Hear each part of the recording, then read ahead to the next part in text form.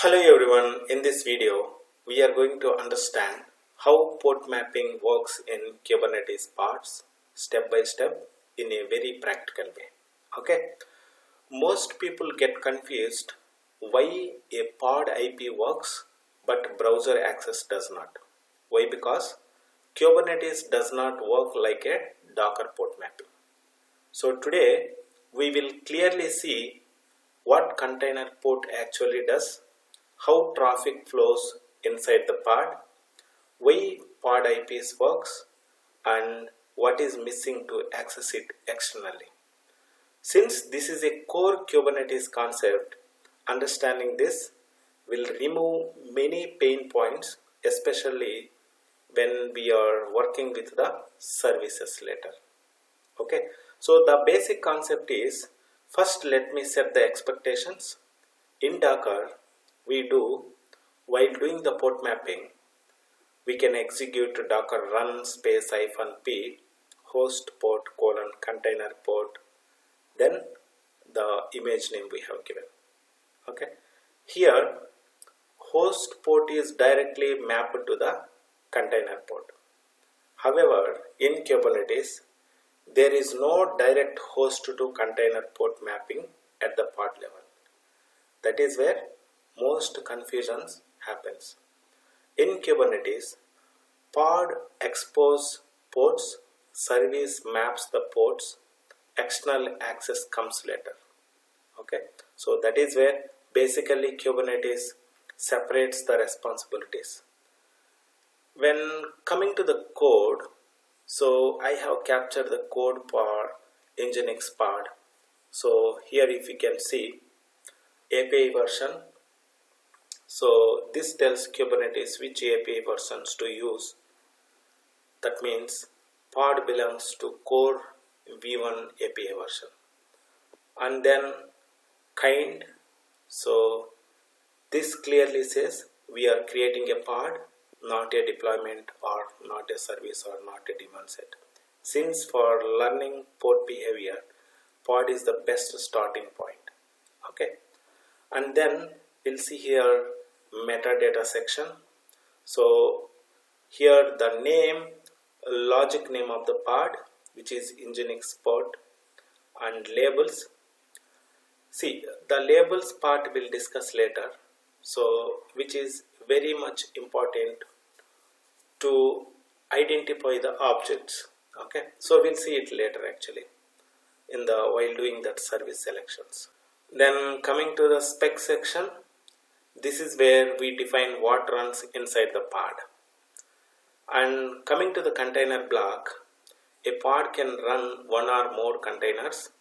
Here we run single container. Image we are using NGINX, and the port we are exposing 80. So this is expose web server internally. Okay, and image pull policy, this tells Kubernetes pull the image only if does not exit. That time we can save the time and bandwidth. In production the behavior may be different, but for learning this is perfect actually. Okay, then final thing is port section. So this is the most important. This is where most people misunderstand. Let me be very clear here. Container port does not expose the app outside. It only says this container listens on port 80. Basically Kubernetes now knows, tools know, service can refer to it later, but no external access it.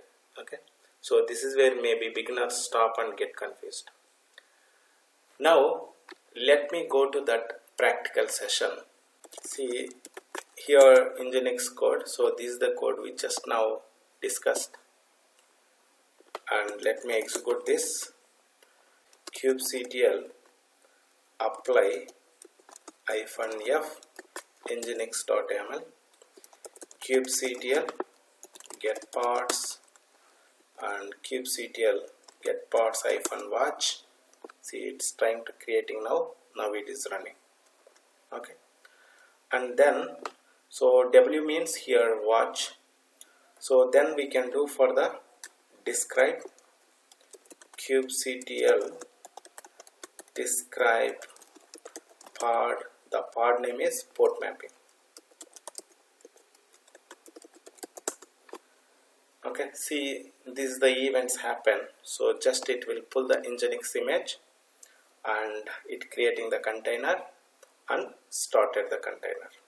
If any errors, we can see in the events. Okay, so then we need to know the IP of that pod.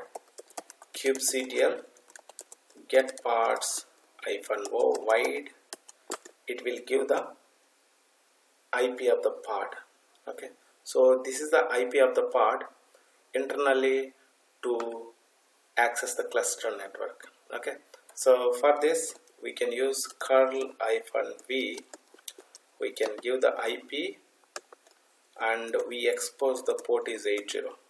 Okay, now here what happens if we enter this command? Request goes to the pod IP. Okay, request goes to the pod IP, then pod forwards to the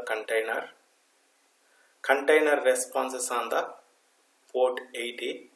Okay, then it shows that HTTP 1.1 200. Okay, this proves app is running, port is exposed inside the pod, network is working internally. Okay, so why browser access fails? If you go to the browser, if you take that same IP, see, go to the browser, if you enter, it won't reachable. Why browser access fails? Now the most important question is, why we cannot access this from the browser? Because pod IP is not reachable externally. No service exists in the nginx.yaml file. That means we did not configure for node port or we did not configure for the load balancers. This is expected behavior. It is not an issue. So that is where Kubernetes differs from the Docker. So in the same way, kubectl get pods. Now if you want to delete this pod, kubectl delete pod port mapping. Okay, so now this got deleted, and I have captured one more which is called Apache Tomcat, so which is HTTPD.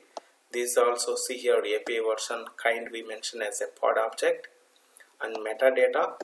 So I have used it for port mapping as the name of the pod, and the label I have used it for HTTPD will discuss to identify this, and spec I have used image as a HTTPD here, and image pull policy same. If the image is present, no need to pull this image.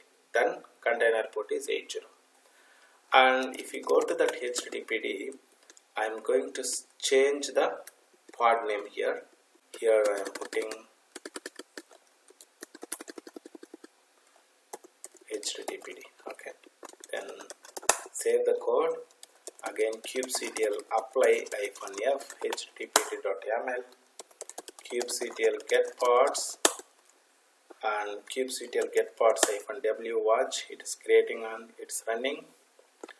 Then same case we are using kubectl describe, and we are giving pod name. So here see, this is the pod name I have given.